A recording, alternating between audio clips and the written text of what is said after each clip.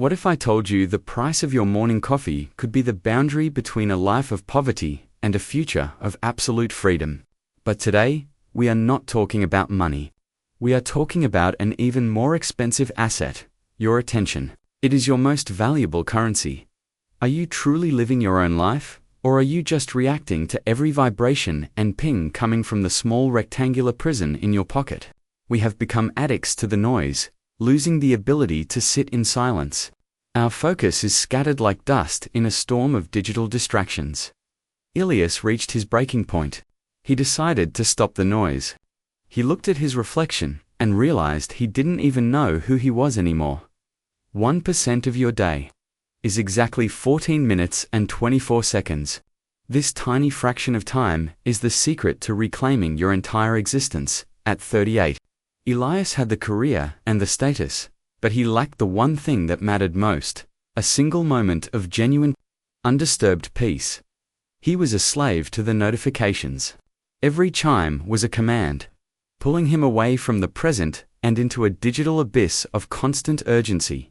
He felt a sharp, cold loneliness, even when his phone was buzzing with activity. Thousands of digital friends, yet he was completely and utterly alone. The weight of the world's information was crushing him. He was drowning in data while starving for wisdom, a common tragedy in our modern era. There was a voice in the back of his mind, a whisper of doubt asking, "Is this really all there is to my human experience?" One evening, the pressure became too much. A simple accident, a dropped cup, became the symbol of his shattered focus and his crumbling inner world. He sat there in the dark, trembling. The silence of the room felt heavier than any noise. He realized he was terrified of being alone with himself. Even in his lowest moment, the phone demanded his attention. It was a relentless master that did not care for his exhaustion or his pain. He knew something had to change. He couldn't keep running on this digital treadmill that was leading him nowhere but toward a total breakdown. Elias went looking for an answer. Not in a self-help book or an app, but in the physical world he had ignored for so long. In a hidden corner of the city, he found a small workshop. It smelled of aged leather, wax, and the quiet dignity of manual labor. There was no Wi-Fi here. No screens.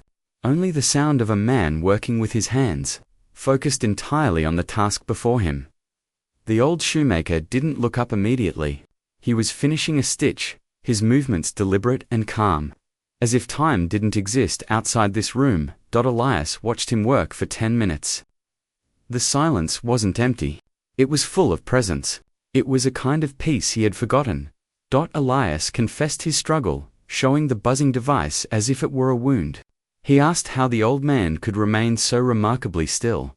The old man smiled and said, "You cannot stop the storm, my son, but you can choose to stand still in the eye of it." "I give myself the gift of the 1%, he explained. 14 minutes every day, where I am not a shoemaker, a father, or a citizen. In those 14 minutes, there is no purpose. No goals, no phones.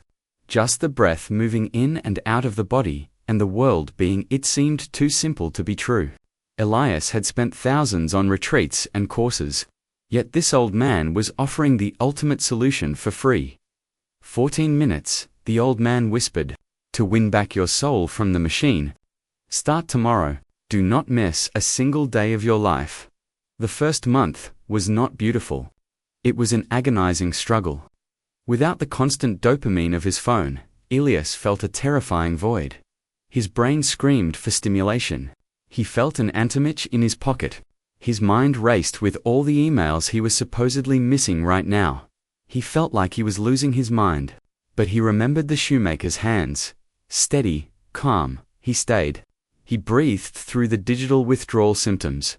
Friends called him eccentric. They mocked his do-nothing habit. But Elias was beginning to see something they couldn't.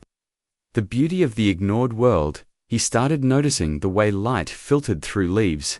He heard the different layers of the wind.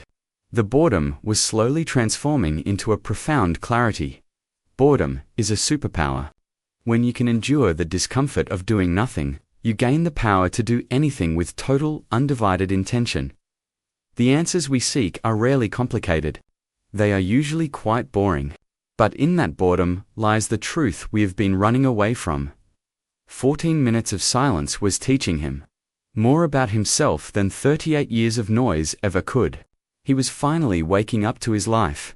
He realized that the 1% wasn't about wasting time. It was about sharpening the tool of his mind so he could use it better.